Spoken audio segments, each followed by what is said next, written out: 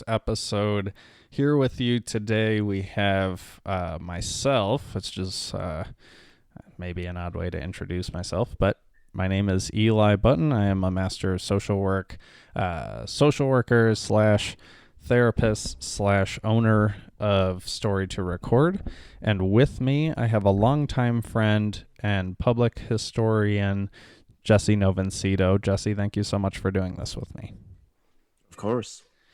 So to start off, I'd just like to give a little background on the purpose of this podcast, which is really just to highlight the experiences of older adults. And I guess, we'll be touching on aspects of history, really, that just affect culture in general. But the really guiding light is focusing on the experiences of older adults, and that could be today or their histories. So we hope to interview folks that either work with older adults or are older adults and have experienced life and wish to share that. So this is really a platform to kind of broadcast other folks. So we're looking forward to doing this. And again, I'm happy to have you here, Jesse. Thanks for doing this.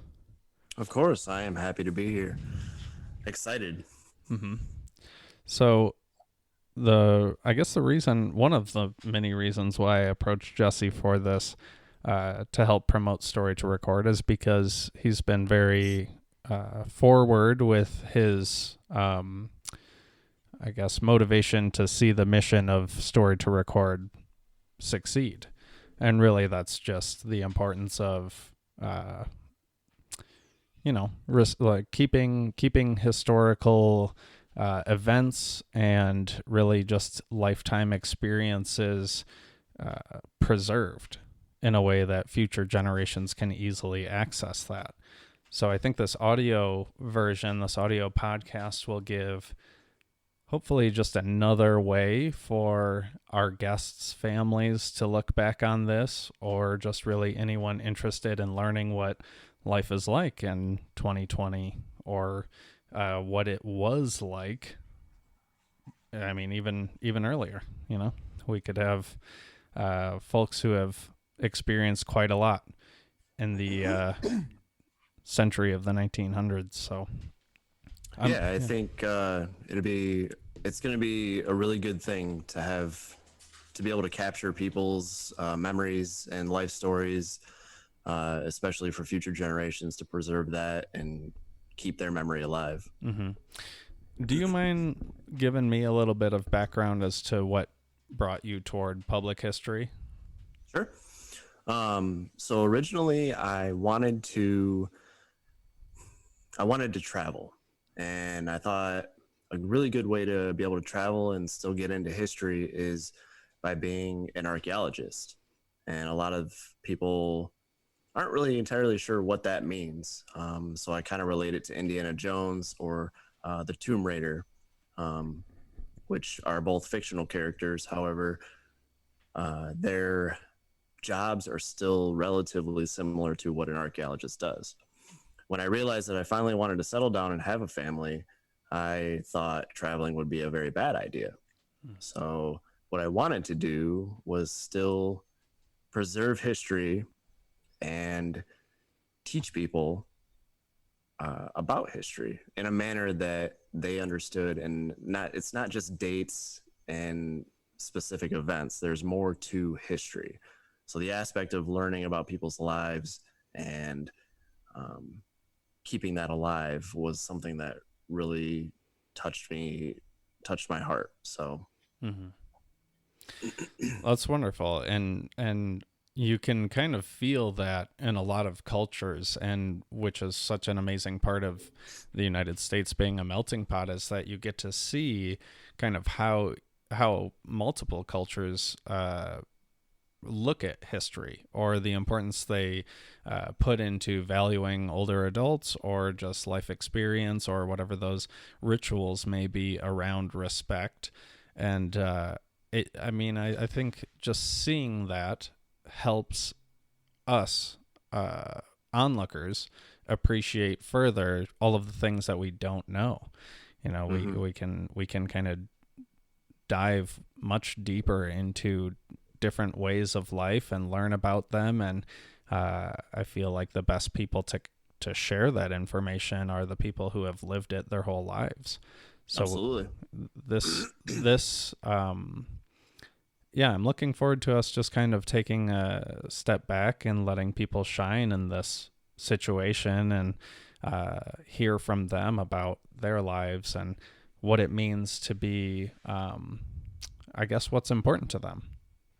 Yeah, absolutely. Yeah. I mean, even gaining, you mentioned interviewing some of the people and having them on here to get their stories. And I think it's a great idea. I think that people don't understand how important history truly is and how much you actually learn.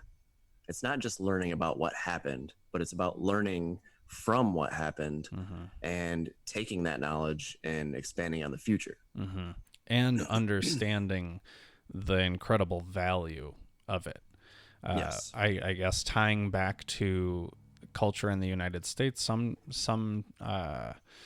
it can be difficult for a lot of older adults, and especially when they stop earning an income. It seems like socially in the United States, it's very common for folks to become lonely and isolated at that point. And so I would really like, my biggest mission is to reduce that isolation. And I think a good way, at least one helpful way of hopefully spreading that mission is by using this platform to show people that there's just so much value that we're missing by not connecting with everybody. We're kind of focused on this younger age, like it's the entertainment is there, but you can find such true valuable entertainment in just having a one-on-one discussion with somebody who's lived through all of these life experiences. So we think that's extremely important. So yeah, absolutely. It'll be a good outlet to learn, certainly. And to give a little bit more background on my experience, so actually, as I said, Jesse and I are long-time friends, and we grew up together somewhat in Michigan, and then when I moved to Colorado in 2014, I started working with the older adult community in in-home care scheduling roles and assisting with care management. And so in the process of that, I decided to go to grad school for social work. I did an internship at an assisted living facility, and since then became a therapist and am building this media company to essentially record life stories of older adults. So the journey is kind of, it was just kind of laid out for me. And I'll say that although I didn't have work experience with older adults before moving out here and kind of starting a career in it, I always felt most comfortable with the older adult community. And that being conversationally, so socially, I suppose, and just the ability to connect genuinely. I felt that's always been a little simpler for me with older adults. And I'm not exactly sure what that is, and I don't want to claim to have any real idea of what that is. But part of me wonders if there's something to do with ego in that, where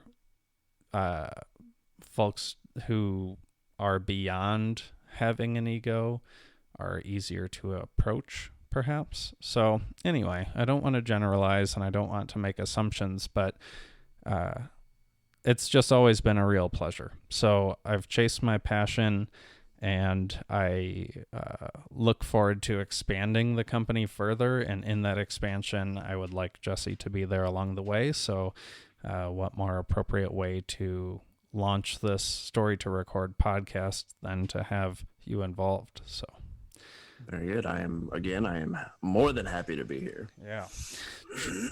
3 praises in a short amount of time, but I really do appreciate you. So we'll make it 4. Right on. I'll be looking forward to having guests on. There are a few places in general that I was, well, I shouldn't say in general. There are a few places in particular that I was interested in contacting to have guests. So I'll keep you updated in that process, and we'll know over the next week or so. Sure. But you know, I'm there's a lot to learn, and with COVID right now, which is such a concern for a lot of people, but for older adults, maybe more so, just based on risk, and especially if in those living communities there can be that isolation can breed panic, but also, you know, this virus can spread pretty quickly in those tight spaces. So just with all this concern, and rightfully so, we need to be careful, we need to be respectful, but I hope, and maybe this is a selfish thought, but I would just hope that we could pull people away for a few minutes out of their day and hopefully take their mind off of something that's bothering them, so we can highlight their life and just enjoy that time speaking about what's important to them. Yeah. Would you care to expand on what led you to begin Story to Record? Yes. It's, you know, it's one of those things where the puzzle pieces just kind of fall together, and even if you didn't ask for any of the puzzle pieces, they just it just happened. So really how it all breaks down is, like I said, I was working with older adults. I've been working with older adults, and very much enjoying that. And in 2018 in September, I went back to Michigan to care for my mom, which is actually a time when I got to see you when you supported me at that time, which was wonderful. So I was caring for my mother while she was passing, and I asked her a lot of questions and things that I never thought to ask before.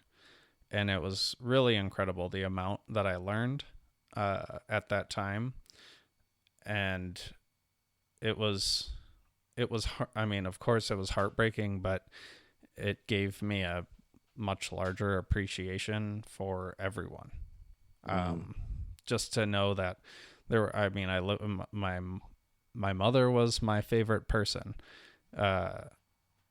You know, I knew so much about her, and I was so close to her my whole life, but yet there was this whole treasure chest of other information that I just didn't know. And it's because I didn't ask those direct questions. And I'm just curious then to see if folks end up learning more about their families through this process of just, you know, maybe the question is just not something that from your perspective as somebody's son, daughter, granddaughter, grandson, whoever may be, that you may just not have thought to ask in a way. So I'm curious to see how that develops, but I will say, at the time my mother passed, I was just beginning my internship at an assisted living facility, and this was also before I ever got into podcast production or media really of any sort. I had just been taking photos generally. So it took about a year. I would say it took about 6 months to launch the first podcast. And in that process, I started to learn more about videography and expanded my knowledge in lighting and things like that. And so about another 6 or 7 months, well, let's see, I may be a little off. Yeah, I would say about 6 or 7 months went by, and I felt proficient enough. So I just really looked at all of the things that I love doing. And COVID hit, and I was at home a lot, and I had a lot more time when I wasn't commuting to think about life, and just decided that, I have the ability to do this. I have, I feel very comfortable working in this group in the community of older adults in senior services, and it really means the world. If I could have a recording of my mother during those conversations, or if I could produce the quality video that I can for other families and have that for my mother, it's ridiculous what I would sorry. It's ridiculous what I would give for that. And Absolutely. so and everybody's different. I understand that. And a lot of times the situation comes where you don't know what you have until it's gone, or you don't quite understand the gravity of loss until it happens. But I think really my business appeals. I think it appeals greatly to folks who have experienced loss, because you can understand that time is limited even when you think it's not. So Yeah. Anyhow. And I wanted to quick highlight something that you said when you were talking about your mother. You mentioned that you asked her a lot of questions that you really never thought to ask her before. Mm-hmm. And I think that's something that everybody experiences. Personally, there's questions. In all honesty, I don't know the history of my mother and father. Mm-hmm. I don't know their backgrounds. I don't know a lot about them when they were kids or younger and things like that. I might hear snippets of stories here and there over dinner or something like that. But to have the ability to sit down with somebody and actually ask them questions that people don't normally ask, and then get that on recording and on a video that I might be able to keep forever, is something that you just can't measure it. There's nothing that compares to it. Mm-hmm. I agree. And I hope to see that expand in time, that folks understand the value of just having those memories. And quite honestly, I say this to people all of the time. If you have the means to do it, then you should be doing it. You don't have to hire me to do it. Even if you can just set your phone up and ask your loved ones some questions, do it. Nobody's stopping you. It's not that hard if you want to do it simply like that. But you don't, I have voicemails on my phone from my mom saved, and that's all I have. If I had a video, you can bet it would be saved. You need that. People need that. And a term, I spoke to a mentor of mine about the business, and I'm talking about Ty Turner, and in speaking with Ty, he lost his father actually the same year I lost my mother, and he referred to Story to Record as mental life insurance. And I really can't think of a better way to describe it, because you need it. So maybe because it hasn't been much of an option until now, like it hasn't been something that people had access to do. They couldn't create these memories in this way. And if you think of your great-great-grandma, you may have a picture somewhere, or your parents may have a picture somewhere, but otherwise you don't know anything about them. Maybe their name, but really nothing else. But we're in a different world now.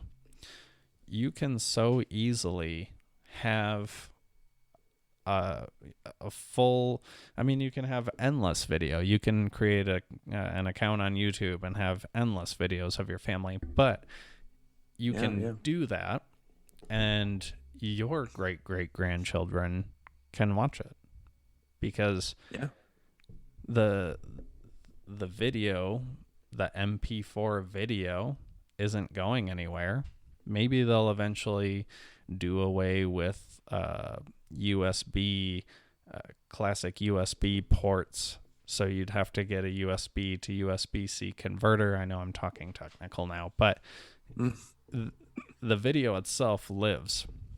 The VHS tapes that we convert, they live, although the quality suffers. But if the video is on the computer in digital format, there's not much you can do to change that. You could create a website for your family and just put these sorts of videos on it. Maybe there could possibly be a way that the website's private even. And then everyone in your family moving forward gets a full... Could you imagine having your family tree filled with videos of people explaining what their life is like? Yeah, I mean, what better way? I mean, it's like a modern age family tree, right? Like you just said. Yeah. Except now you've got videos of all these people who have since passed, or, you know, or maybe they are still alive and you still have those memories to cherish. And that's actually a really good thought, to have a whole family tree and to even possibly continue that family tree through even further generations. Yeah. I mean, it wouldn't hurt. Although I will say that I feel that further generations will figure this out. I think they'll understand the importance, and they'll start recording themselves, and, you know, podcasts themselves are becoming more popular, and we get the chance to do that same thing. So I'm thinking that future generations will understand, and, you know, I can't say that, and I'm absolutely not saying that past generations don't understand the value. It's just, well, it's probably just COVID, honestly, but it's also a little bit, well, it's not as immediate of a thought for people to understand that this video can easily be passed down now. However, they do understand that once I explain that, if they're asking. But it's just something that needs to be done. Whether or not it's Story to Record doing it, it just needs to be done. So this is just yet another platform to showcase people in a format that's available ongoing.